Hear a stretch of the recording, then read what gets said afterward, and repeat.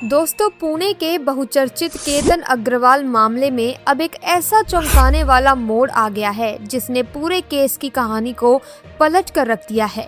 अब तक पुलिस और जनता को यही लग रहा था कि इस खौफनाक साजिश में सिर्फ 2 ही लोग शामिल थे, केतन की मंगेतर सिया गोयल और उसका करीबी चेतन चौधरी। लेकिन अब पुलिस की गहराई से की गई जांच में एक तीसरे शख्स की एंट्री हुई है। इस तीसरे इंसान के सामने आने से कई ऐसे गहरे राज खुले हैं जिन्हें जानकर हर कोई हैरान है।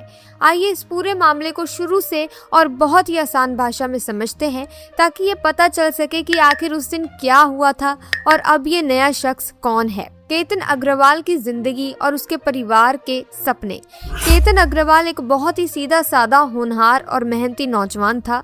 वो अपने जीवन में कुछ बड़ा करना चाहता था। उसके माता पिता ने उसे बहुत ही प्यार और लाड प्यार से बड़ा किया था। हर माता पिता की तरह केतन के परिवार ने भी उसके भविष्य के लिए ढेरों सपने देखे थे। वे चाहते थे कि उनका बेटा जिंदगी में खूब तरक्की करे, उसकी एक अच्छी नौकरी हो, उसका अपना एक घर हो और उसकी जिंदगी में एक ऐसा जीवन साथी आए जो हमेशा उसका साथ दे। केतन अपने परिवार का इकलौता सहारा था। उसकी जिंदगी बहुत ही सादगी से चल रही थी। वो अपने काम पर जाता था, दोस्तों के साथ समय बिताता था और अपने परिवार का पूरा ख्याल रखता था। जब केतन के परिवार ने उसके लिए जीवन साथी खोजना शुरू किया तो उनकी मुलाकात सिया गोयल के परिवार से हुई। दोनों परिवारों के बीच बातचीत हुई। दोनों को एक दूसरे का परिवार पसंद आया और फिर केतन और सिया की सगाई तय हो गई। सगाई का दिन बहुत ही धूमधाम से मनाया गया। केतन के घर में खुशियों का माहौल था। रिश्तेदारों की भीड़ थी, मिठाइयाँ बांटी जा रही थी और हर कोई केतन को उसकी नई जिंदगी के लिए बधाइयाँ दे रहा था। केतन भी अपनी इस नई शुरुआत को लेकर बहुत ही ज्यादा खुश था। उसे लगने लगा था कि सिया के रूप में उसे एक बहुत ही अच्छी और समझदार साथी मिल गई है। दोनों के बीच फोन पर लंबी बातचीत होने लगी। केतन अपने भविष्य की सारी योजनाएं सिया के साथ बांटने लगा था। वो सिया पर आंख बंद करके भरोसा करने लगा था, लेकिन केतन इस बात से पूरी तरह अनजान था कि सिया की जिंदगी में कोई और भी है। सिया का दिल केतन के लिए नहीं बल्कि किसी और के लिए धड़कता था। वो शख्स था चेतन चौधरी। चेतन और सिया एक दूसरे को काफी लंबे समय से जानते थे और दोनों के बीच बहुत ही गहरी नजदीकियां थी। सिया ने अपने परिवार के दबाव में आकर या किसी और वजह से केतन के साथ सगाई तो कर ली थी, लेकिन वो अंदर ही अंदर चेतन के साथ ही अपनी जिंदगी बिताना चाहती थी। जब भी केतन सिया से बात करता तो सिया उससे बहुत ही मीठी मीठी बातें करती थी, जिससे केतन को कभी उस पर शक ही नहीं हुआ। केतन को लगता था कि सब कुछ बिल्कुल सही चल रहा है, लेकिन हकीकत में सिया और चेतन मिलकर एक बहुत ही गहरी और खतरनाक योजना बना रहे थे। सिया और चेतन को ये बात बहुत अच्छे से पता थी कि अगर वे सीधे तौर पर परिवार वालों को अपने रिश्ते के बारे में बताएंगे तो बहुत बड़ा हंगामा हो जाएगा। सगाई हो चुकी थी और शादी की तैयारियां भी शुरू हो गई थी। ऐसे में उन दोनों ने तय किया कि केतन को हमेशा के लिए अपने रास्ते से हटाना ही उनके लिए सबसे सही और आसान रास्ता होगा। उन दोनों ने मिलकर एक बहुत ही खौफनाक साजिश रची। ये कोई अचानक लिया गया फैसला नहीं था, बल्कि इसके लिए हफ्तों तक बैठकर योजना बनाई गई थी। वे नहीं चाहते थे कि पुलिस या परिवार को उन पर किसी भी तरह का कोई शक हो, इसीलिए उन्होंने तय किया कि इस पूरी घटना को एक हादसे का रूप दिया जाएगा।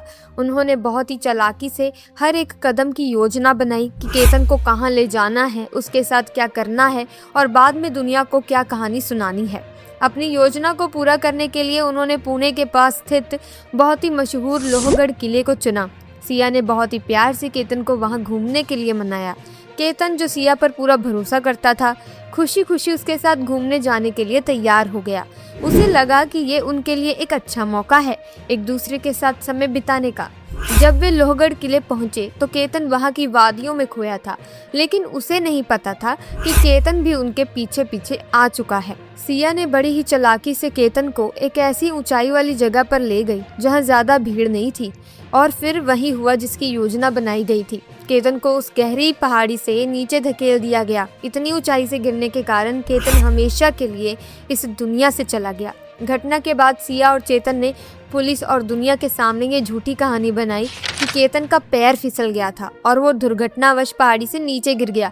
शुरुआत में पुलिस को भी यही लगा कि ये एक आम हादसा है। केतन का परिवार इस खबर को सुनकर पूरी तरह से टूट गया था, लेकिन पुणे पुलिस ने इस मामले की बहुत ही बारीकी से जांच करना शुरू किया। पुलिस को कुछ बातों पर शक होने लगा था। सिया के बयानों में बार बार बदलाव हो रहा था। इसके बाद पुलिस ने सिया और केतन के फ़ोन की कॉल डिटेल्स और लोकेशन की जांच की। जांच में सामने आया कि घटना वाले दिन चेतन चौधरी भी उसी जगह पर मौजूद था। जब पुलिस ने दोनों के फ़ोन खंगाले तो उन्हें पता चला कि दोनों ने बहुत सारे मैसेज और चैट डिलीट कर दिए थे। पुलिस ने साइबर टीम की मदद से उन डिलीट किए गए चैट्स को वापस निकाला, जिसमें केतन को रास्ते से हटाने की पूरी साजिश के सबूत मौजूद थे। इसके बाद पुलिस ने सिया और चेतन को पकड़ लिया।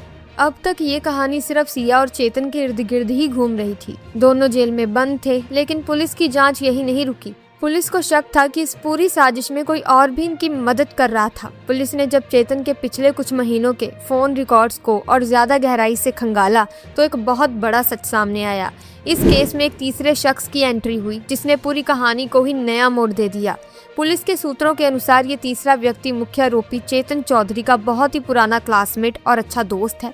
ये युवक मूल रूप से महाराष्ट्र के बीड़ इलाके का रहने वाला है और फिलहाल पुणे के ही बालेवाड़ी इलाके की एक कंपनी में काम करता है। जांच में ये बात एकदम साफ हो गई है कि मई के महीने से ही ये लड़का चेतन और सिया दोनों के लगातार संपर्क में था।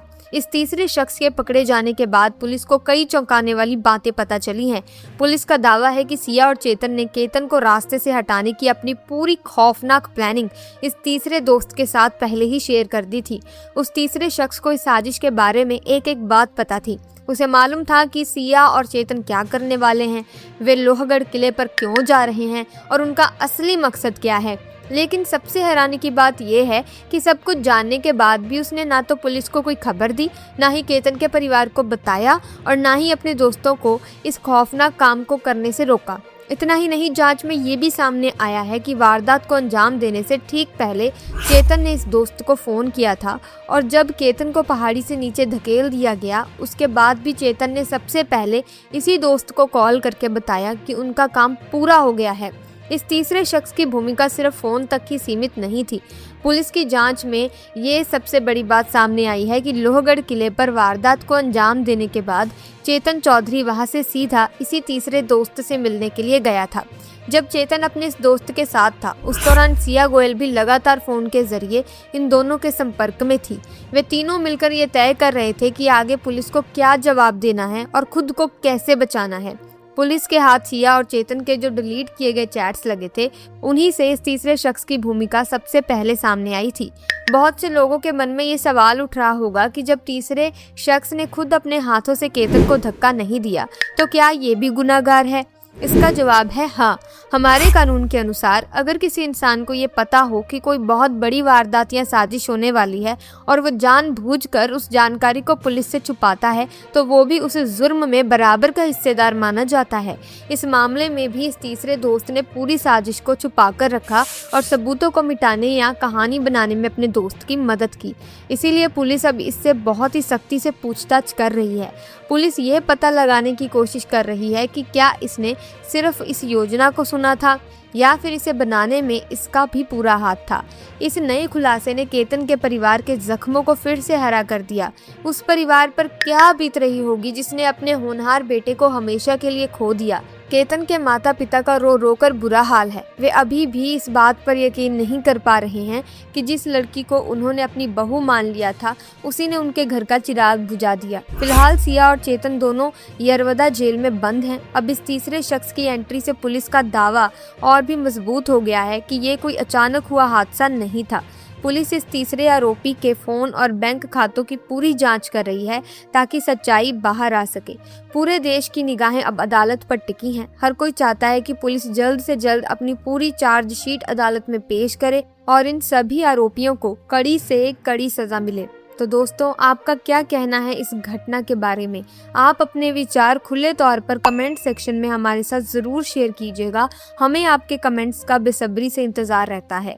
और इसी के साथ आज की वीडियो में बस इतना ही। अगर वीडियो इन्फॉर्मेटिव लगी हो तो आप इस वीडियो को लाइक करें, ज़्यादा से ज़्यादा शेयर करें अपने दोस्तों के साथ, परिवार वालों के साथ, ताकि उन्हें भी पता लगे कि आज हमारा समाज कहाँ पर खड़ा है। साथ ही हमारे चैनल को सब्सक्राइब करके बेल आइकन को प्रेस ज़रूर कर लीजिए ताकि नए वीडियोस की अपडेट आपको मिलती रहे। और कमेंट सेक्शन में हमें ज़रूर बताइएगा कि आप हमारी वीडियो किस राज्य से देख रहे हैं।